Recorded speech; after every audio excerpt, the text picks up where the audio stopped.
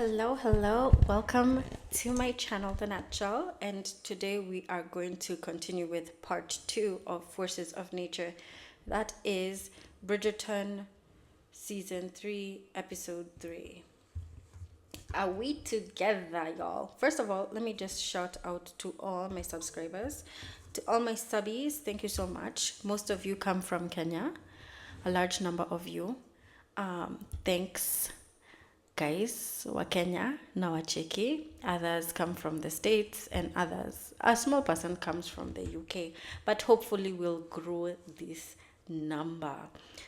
Right now we're 865 subbies. I know y'all don't care, but I do. To all 865 of you guys out there, thank you so much for your subscription. I'm hoping for 135 because we know why. That will mark the 1K mark. So that's the goal. Okay, let's get into it. So guys, I found out the ball, where the ball was held. It was held at the Stowell house. Now we open into the scene where it's the next day. Cressida and Eloise are taking a walk at some gorgeous park, and she's discussing how she has decided who her new suitor is going to be. And Eloise is joking around with her, and she's like, okay, does he know who he is? And she's like, yep, Lord Debling. And it's like, okay, hold the phone. First of all, you're not into Lord Debling himself. You don't have a fondness for nature, and you don't have a fondness for animals. And Cressida is just like, I like fur. And Eloise is like, kind of missing the point here. He's a naturalist. He's a guy who's an environmentalist, really. He cares about animals. So, yeah, we know where that goes. Cressida is kind of painted out to be ditzy. And anyways, furthermore, Eloise points out that, listen, he was talking at great lengths with Penelope last night. So, like, kind of back off. So you can see, like, she's still kind of interested in Penelope and looking out for her girl, who she doesn't know is still her girl. But then Cressida is just like, listen, I am resolved as you to be kind to her. However, I think Lord Debling is just being nice to her, as as he would be to a defenseless or wounded creature. And I was like, wow, Cressida, those are low blows. Like, you really don't like Penelope. She's really turning down her nose at Penelope. Little does she know that, our girl out here is Lady Whistledown. She's smart, she's intelligent, and yeah, maybe she doesn't fit in the term, but like, she's all of that in a bag of chips. Honestly, I'll be honest, I am fond of Cressida this season. I love her character development. However, you come for Penelope, we got a problem. Then, of course, we have the Featherington household, and Philippa and Prudence are being encouraged to drink this concoction that Mrs. Varley has made, which is like a excuse me, a concoction that her mother had made whenever she wanted to boost her fertility, and she had 5 boys. And they're like, this is quite tasty and everything. But then as they drink it some more, they're just like, it's disgusting, it's gross, and they want to puke. They're like, chamber pot. So they run out of the room, and yeah.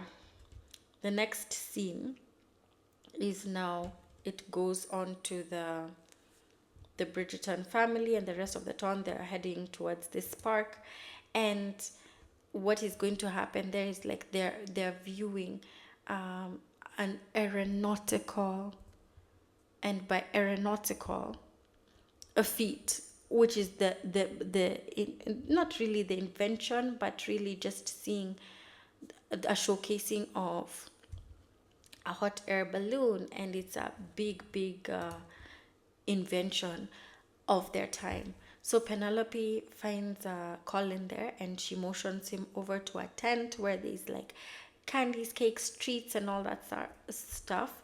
And he gives him the 411 about Lord Debling. She's like, yes, I like him. We had a great conversation. It's still early, but I think he's a good guy. He could be the one. And she enjoys his company and all that jazz. Of course, Colin still in denial about his feelings for Penelope and somehow wanting the best for her to get her wish is like encouraging and supportive, but he's still feeling some type of way. Cressida and Eloise are talking about, how Cressida is going to have a moment with Lord Debling, and she hopes to have a conversation with him about the birds instead of the hot air balloon, because she has no conversational topic about hot air balloons. She spent the day, I'm assuming, reading on a bird that he's interested in called the great auk. So now when I looked that up, so the auk is spelled AUK. And guys, I have some sad news. Let us educate ourselves. That bird is extinct. There are no more auks. Can you imagine? Gasp. And the closest thing that I can say is like, so according to Wikipedia, an auk or alcid is a bird of the family Alcidae in the other caradry forms. The alcid family includes, I'm butchering these words, mewers, guillemots, auklets, puffins, and murrelets. Whatever. Basically, it's a form of penguin. So anyways, that bird is dead. So she starts talking. They meet up with Lord Debling, and the topic that he starts, the opening conversation he has, is about the balloon. And you can see the look on Cressida's face. It's like, oh my god, I got nothing to say to this man.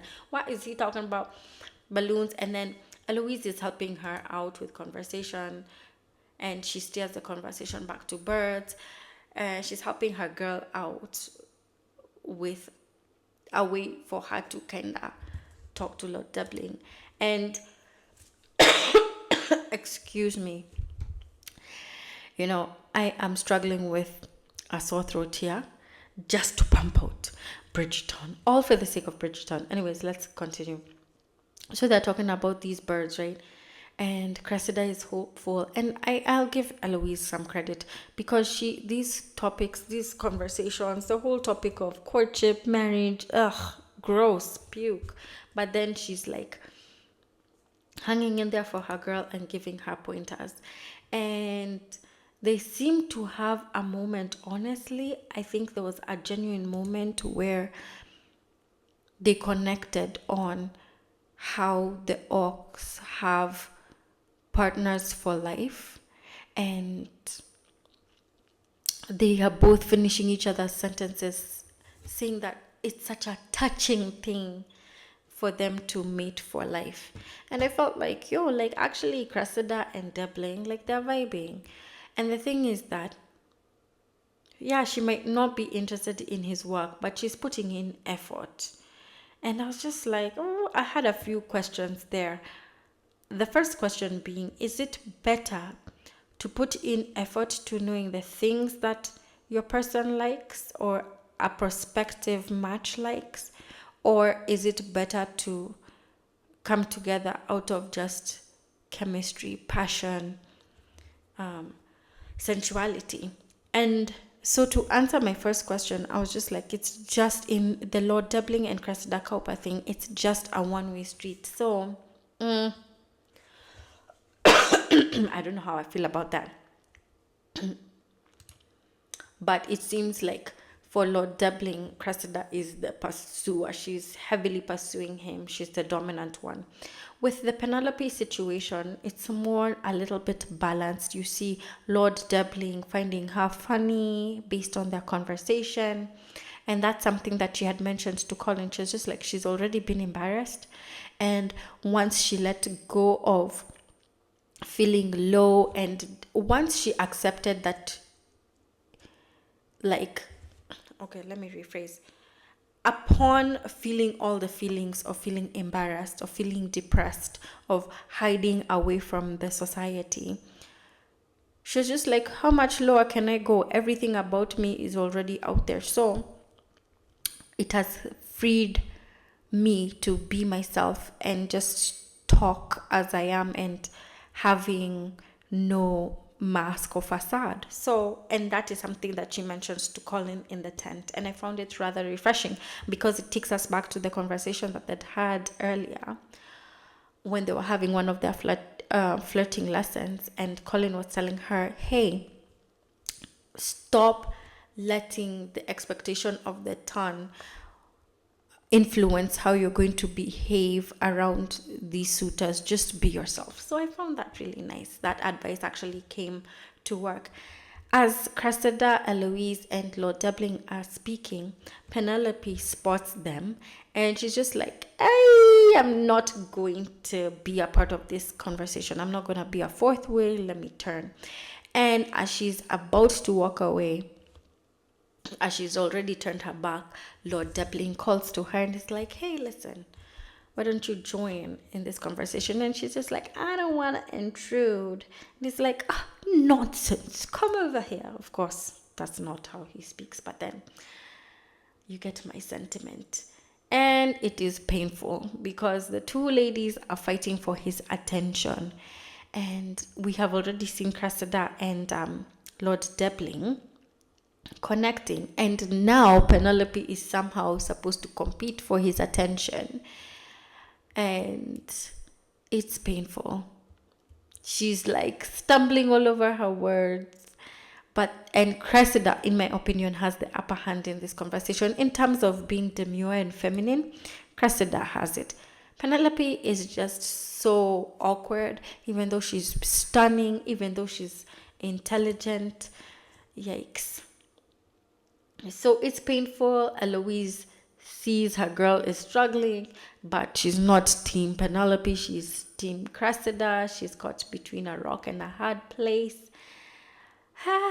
We move on to Colin watching them. And Colin is always watching whatever Penelope is doing.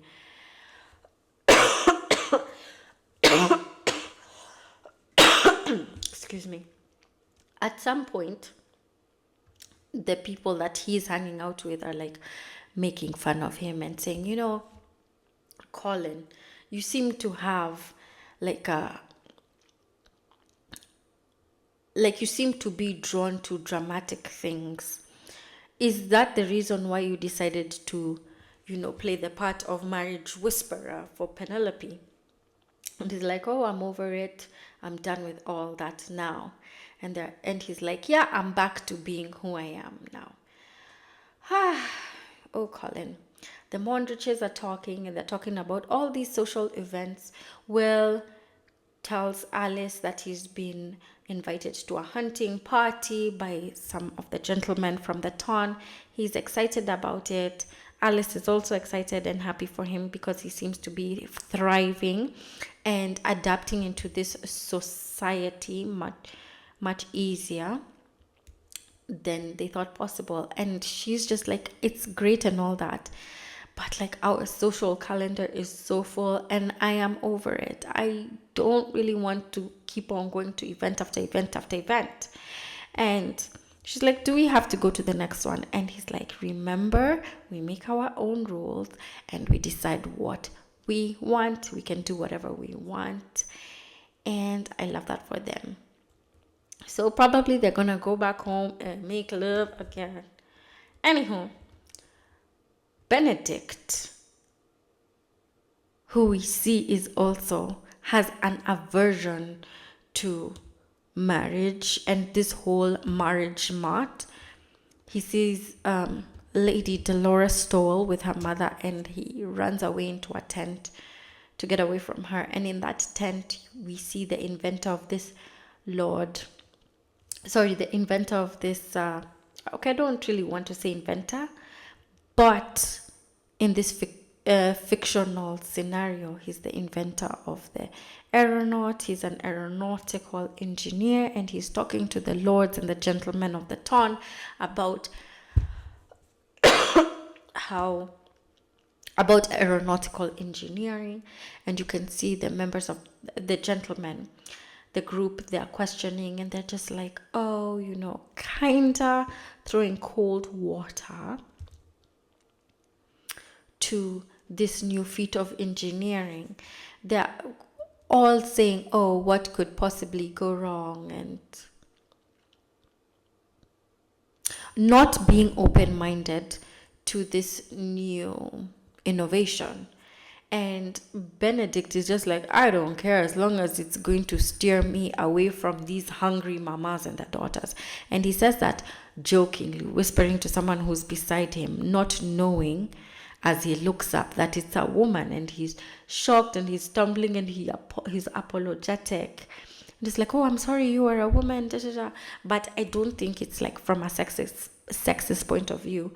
I think it's just he didn't want to be offensive in case she is one of, these hungry women out here looking for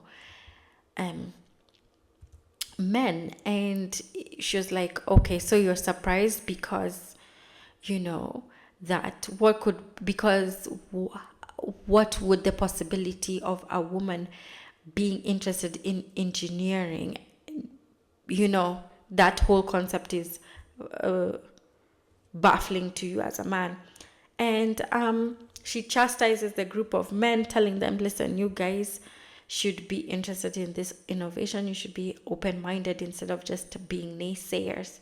And Benedict is impressed, and he says, hey, listen, I have nothing to say to you. I am very interested in knowing what people's passions are. And we can see there's going to be some chemistry, some electricity up in there. Meanwhile, in the tent is the queen with her entourage, her ladies in waiting. And then we see, of course, Brimsley is always there. But there's another gentleman suitor there who's with her. And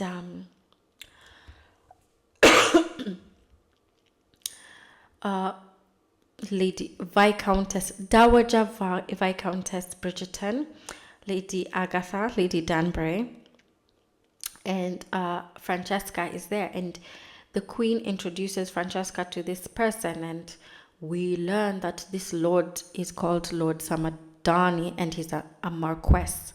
So he's a high-ranking person. In her eyes, he is handsome and he is rich. So this is the person, obviously, that she wants her sparkler to match with. And Violet, aka Viscountess Bridgerton, and Agatha, aka Lady Danbury, are excited about this match being successful. Meanwhile, Penelope is still talking, and cringy moment after cringy moment. But you know what? Lord Debling loves it, and I'm here for it, because I believe that the person that you should be romantically involved with, you should be in a partnership with, should be interested in your thoughts and your opinions, even though they are as dull and mundane as grass, finding grass interesting, or finding his life's work interesting. I like them as a match. Honestly, I do. Because him and Penelope just, they bounce off each other ideas. He takes an interest in her. She takes an interest in him. It's not as forced as Cressida, even though Cressida has more of the feminine wiles compared to Penelope. So something happens, and what happens is there's a gust of wind, and the hot air balloon is very close to the group of Eloise, Cressida, Lord Debling, and Penelope. And it's getting windy, and you can see that Colin is quite concerned. And he's concerned, and the other people are just, sorry, I forgot why he's also concerned. It wasn't really about the wind at first. It was because Like he couldn't peel his eyes from that scene of the four of the people that I mentioned were talking.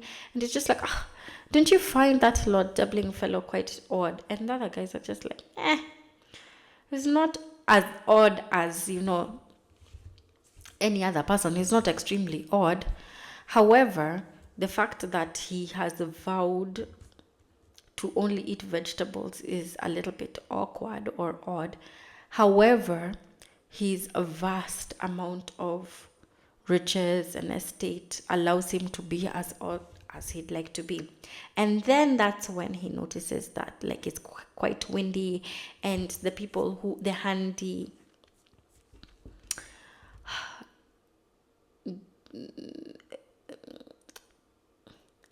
the people who are helping out with the balloon, they don't have control of the hot air balloon, and he's like, I think something's going down. That doesn't look quite right. Meanwhile, Philip, that's who? Prudence? No, is that Prudence? I think it's Prudence. Yes. Prudence and her husband, they're, trying to get their groove on. I think ever since their mom gave them the talk about the birds and the bees, and they got it in a nice way. They kind of are now super, super horny. Or they are very into each other and just want to do every and anywhere. And as they're kissing and making out in a private section in a public event, a gentleman who's walking by, sees them kissing, guys, just kissing. And then that startles Prudence. She pushes her husband. He falls down, and then he accidentally removes the tethering ropes. He lets them loose, and then that causes a chain of events where now all the tethering ropes come undone, and it's just an accident, but then it could possibly lead to disaster. And one thing I wanted to say is that they are so well matched, Prudence and her husband, because he was just like, oh my gosh, is my ensemble all right? Is it well put together? I'm like, dude, she just pushed you, and all you can worry about is how you look. And we know Prudence is very vain. But at the same time, it's like, it's kind of endearing, because it's like, he's not mad at her for that. Then the men lose control of the hot air balloon, and it's getting closer and closer and closer to Penelope. The other three run away, but Penelope, she's like a deer in headlights, and she falls down. She's frozen. She's unable to run away from the situation. She falls down. Lord Debling comes to the rescue, and he covers his body over her to prevent anything from happening to her. Like, he's going to get hurt or injured first. But before it gets to hurt them, Bridgerton, he sees it all going down, so he alerts the other men to come and help, and they're able to gain control of the hot air balloon. And all the ladies in that area are like, oh my gosh, Lord Bridgerton. So they all come surrounding Bridgerton, the two Bridgerton brothers and the other lords, and including Will Mondrich, and I assume he's a lord by now. So everyone sees that and gives them an applause, and everyone is happy. And then the aeronaut, the inventor who was in the tent, he gains control of the vessel, and then he goes away. He flies away so elegantly.